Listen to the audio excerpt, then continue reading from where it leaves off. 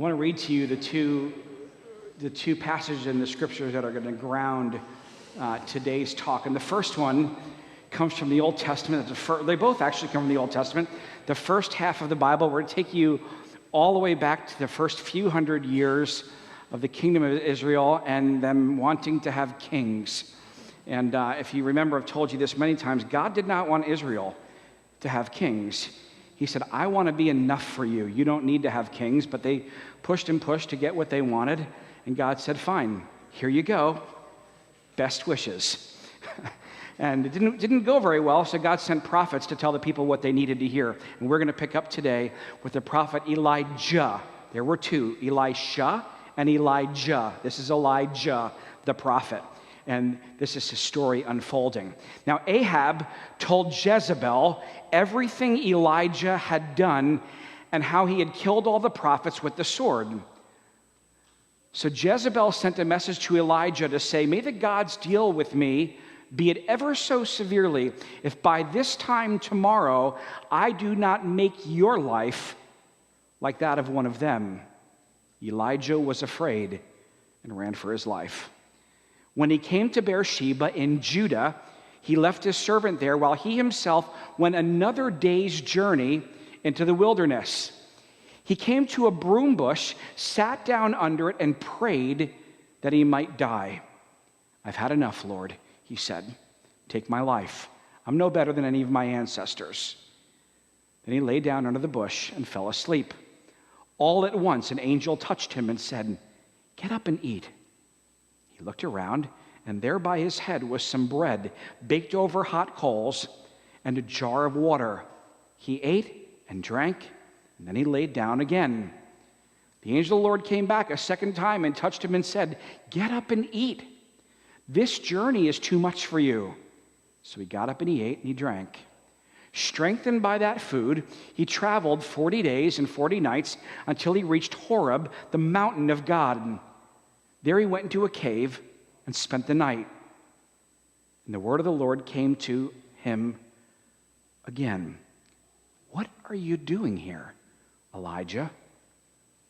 He replied, I've been very zealous for the Lord God Almighty. The Israelites have rejected your covenant, torn down your altars, put your prophets to death with the sword. I'm the only one left, and now they're coming after me.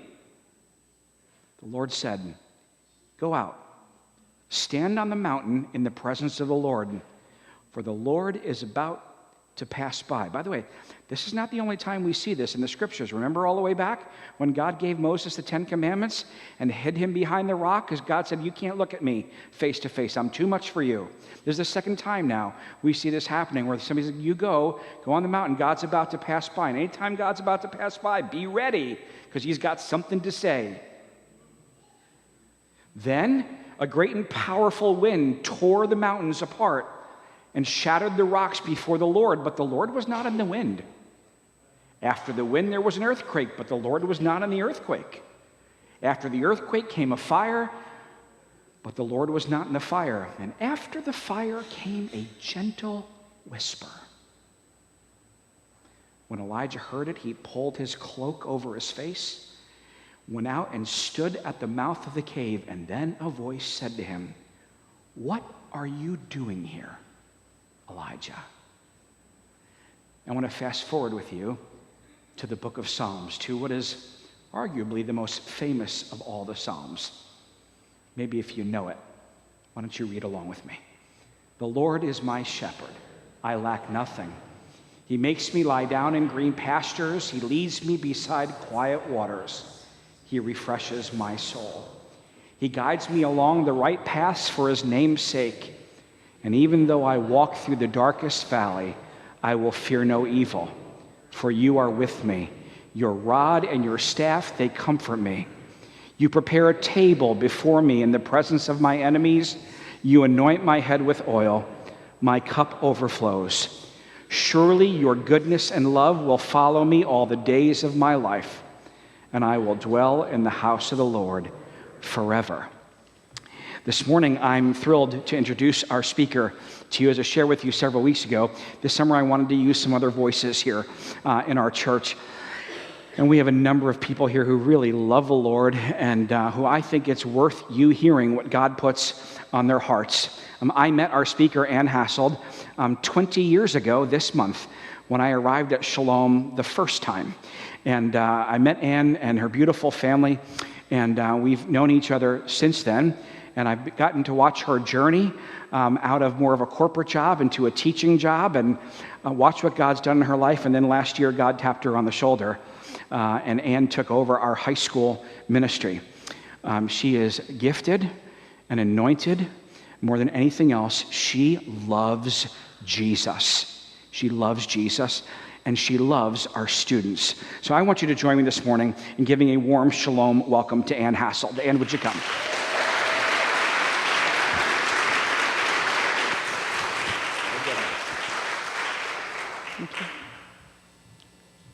Good morning. Let's open with a word of prayer.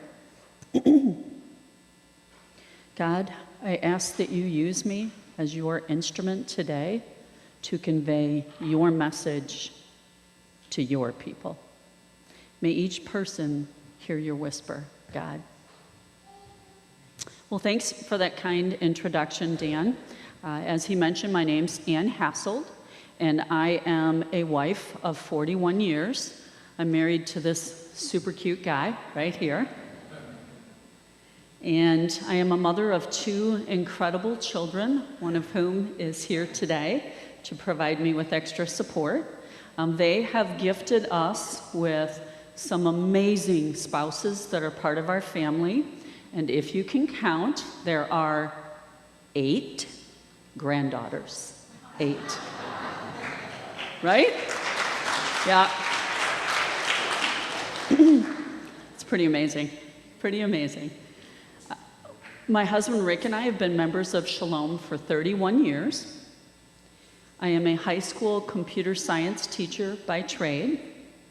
I'm a lover of boating, gardening, reading, honestly, anything out of doors, anything social, and anything having to do with this beautiful group of people right here. So I've got a question for you. Have you ever hit a wall emotionally? Not just physically tired, but soul tired. Maybe you're hurt or afraid, depressed or spent, emotionally exhausted, physically drained by life. If so, today's message is for you. Or maybe somebody you love feels that way. And if so, this message is for you too. And if you're sitting there and you don't really feel like you meet any of that criteria, that's okay, because this message is for you too, because your church needs you to share this message with others. Today we're going to continue our sermon series called More Like Us Than We Think. And it's a journey through the lives of real people in the Bible who wrestled with fear, failure, doubt, insecurity, burnout, just like all of us.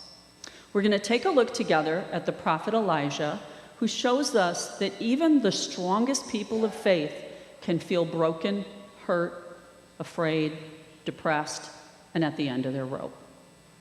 Elijah was an Old Testament prophet. He was one of the good guys sent by God to try to talk some sense into the people of Israel. And that's what prophets did. They said the things that God wanted people to hear, even if they weren't things people wanted to hear. While there are many great prophets in the Old Testament, Elijah is often considered the greatest prophet of all. He was a prophet who stood for God despite huge obstacles. He performed some incredible miracles, and he became a symbol of a role that John the Baptist would later fill. And if you're not familiar with John the Baptist, just before Jesus began his earthly ministry when he was 30, John the Baptist was his forerunner, and he was baptizing people and sharing with them that someone even greater than him was coming, and that person he was foretelling was Jesus. But let's go back a few hundred years to the life of Elijah. Despite the many powerful moments in Elijah's life, he also experienced times of doubt and struggle, as you heard in the reading today, making him one of the more complex figures in the Old Testament, which is the first half of the Bible. Today I want to focus not on Elijah's dramatic miracles, but on his times of doubt and struggle. And as we take a look at his story, I want you to please consider our premise for this series that we're in. We are all more alike than we think. And by the way, if you missed any of those previous messages, you can watch them on our Shalom Life Church page on YouTube, on Spotify, or Apple Music, or by visiting shalomlife.org. And can we just pause and take a moment to welcome the folks watching online today?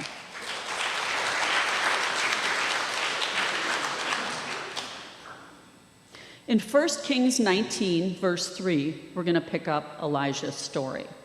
Again, he'd performed several dramatic miracles, shared some tough news with the people, and now he's being threatened, his life. Elijah was afraid, and he ran for his life. When he came to Beersheba in Judah, he left his servant there, while he himself went a day's journey into the wilderness. He came to a broom bush, sat down under it, and prayed that he might die. "I've had enough, Lord," he said. "Take my life. I'm no better than my ancestors." Then he lay down under the bush and fell asleep. Can you relate? Because I can. Now, if I were God, I don't think I'd be very happy, though, because Elijah was his greatest prophet, and here he is running scared and asking to have his life ended. Let's see what God does. All at once, an angel touched him and said, "Get up and eat." He looked around, and there by his head was some bread baked over hot coals and a jar of water. He ate, and he drank, and he lay down again. And then the angel of the Lord came back a second time and touched him and said, "Get up and eat, for the journey is too much for you." So he got up, and he ate, and he drank, and strengthened by that food, Elijah traveled 40 days and 40 nights until he reached Horeb, the mountain of God. And there he went into a cave, and he spent the night. That's it? Like no yelling, no lecture, no recipe for success, no "come on, Elijah, get up, this is what you need to do"? Nope, just a gentle touch, accompanied by food and water and rest. So the story continues as Pastor Dan read, and the word of the Lord comes to Elijah, again, after he's been rested, after he's been fed, and tells him to stand on the mountain because the Lord is passing by. Then a great and powerful wind tore the mountains apart and shattered the rocks before the Lord. But the Lord was not in the wind. And after the wind, there was an earthquake, but the Lord was not in the earthquake. And after the earthquake came a fire, but the Lord was not in the fire. And after the fire came a gentle whisper. When Elijah heard it, he knew that that was the Lord. He pulled his cloak over his face, and he went out, and he stood at the mouth of the cave. God's gentle whisper restored Elijah's faith in God, Elijah's faith in himself, and Elijah's faith in his ability to do great things for the Lord. When I began today, I asked if you ever felt hurt, afraid, depressed, emotionally exhausted, physically drained by life. I know I have. And Elijah's message is a balm to my soul. God is with us always. He celebrates our greatest victories, and he provides rest, refreshment, and a gentle whisper of encouragement in our darkest hours. I want this. I need this. And I want you to experience God's love in this way. When you're in the valley, I want God to come to you. Now, God has placed a particular component of our population on my heart, a category of individuals that desperately need balm for their souls.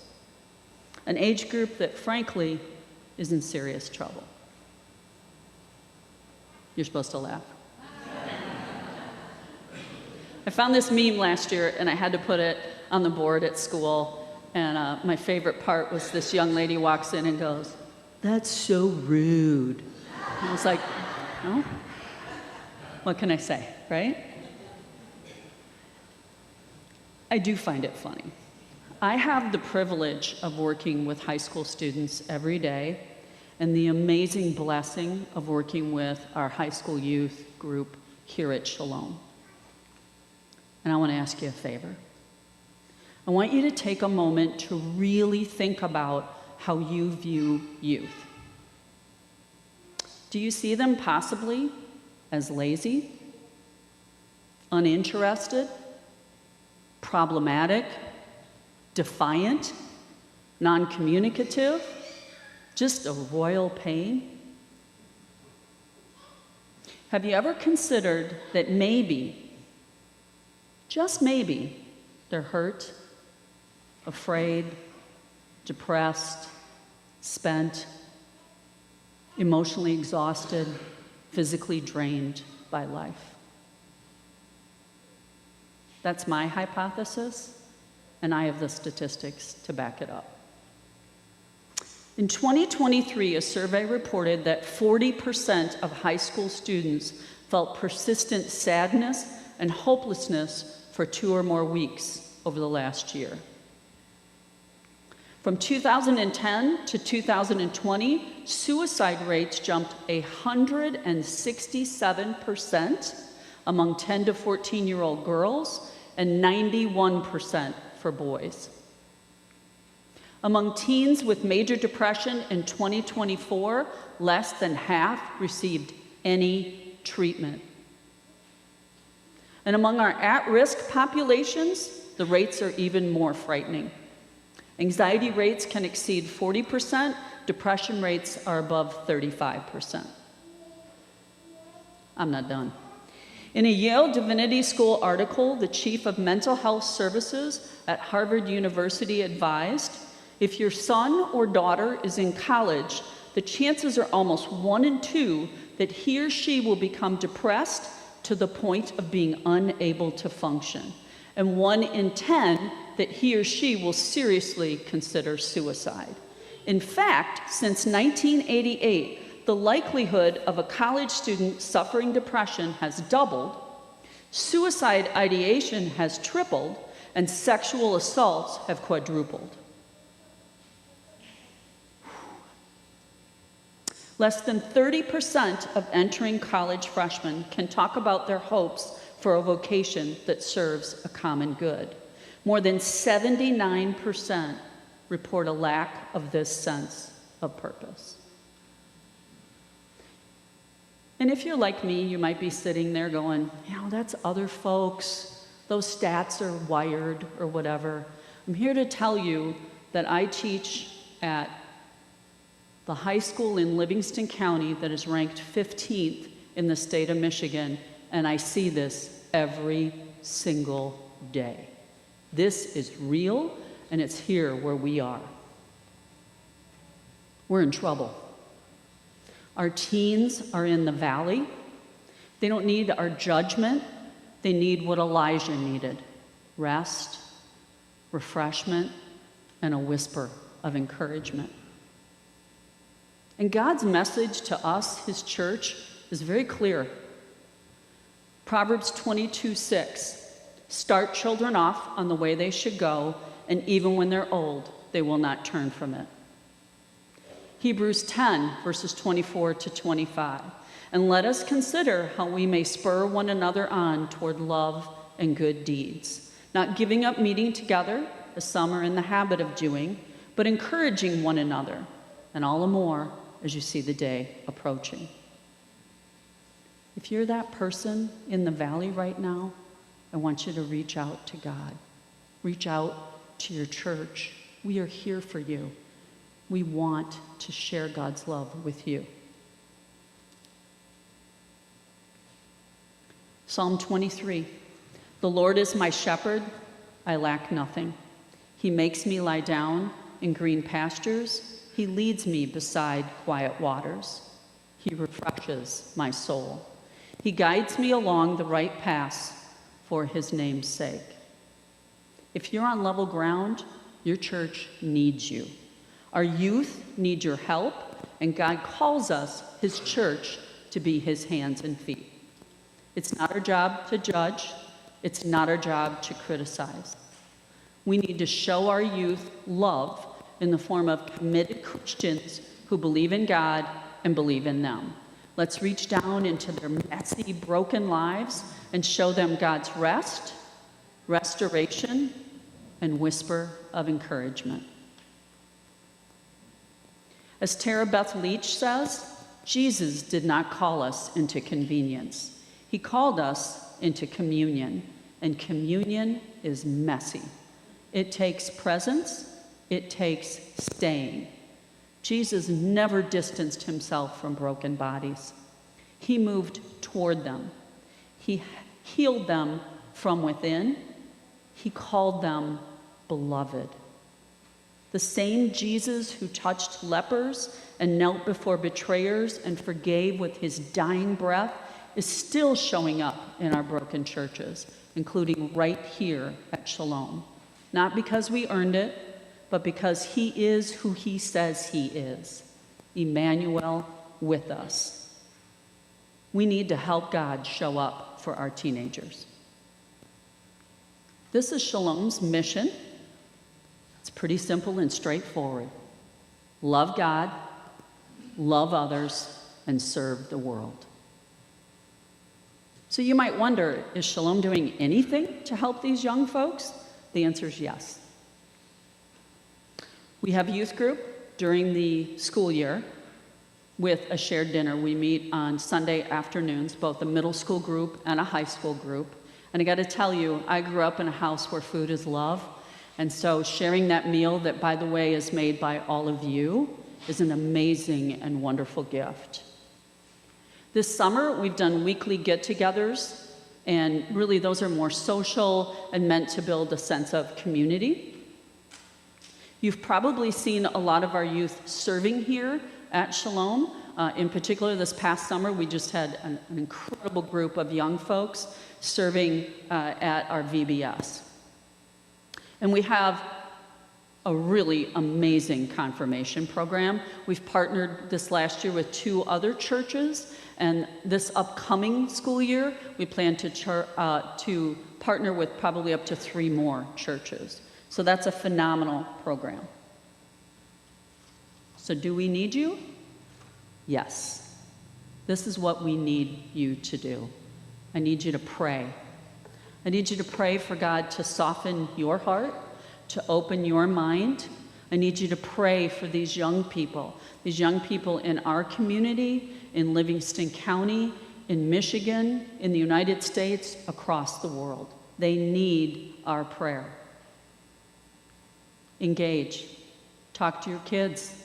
Talk to your grandkids. Talk to the next door neighbor, the young person sacking your groceries at Kroger.